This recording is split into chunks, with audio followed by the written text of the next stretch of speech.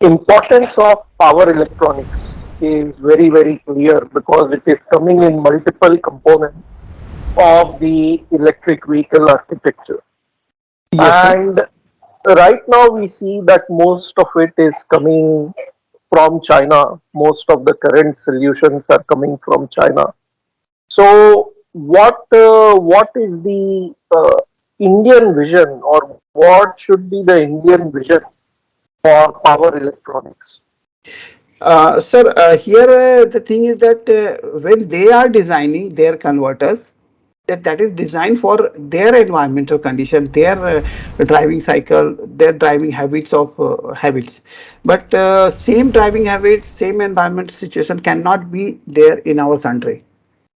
Situation is completely different. So we will have to take care of those considerations when we are making the converter at our end.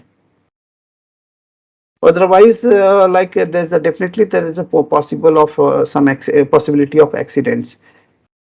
So it is not like that we can just take some converters from China and integrate here in our country, and we say that okay, everything is good and it is okay.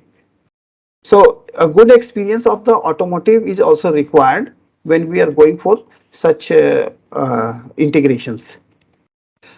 Yes, someone is asking, is induction motor also used? Yes, induction motor is also used, but like if you consider the case of optimal utilization, so up to 2 kilowatt we go for PMBLDC, up to 30 kilowatt we go for 30 kilowatt means single motor, PMSM motor, beyond that synchronous motor itself, okay, and beyond 150 kilowatt induction motors are preferred, which they are preferred like for a very high end, because no candidate is there beyond 150 kilowatt.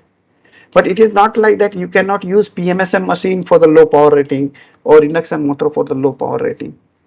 This is the case of optimal utilization only.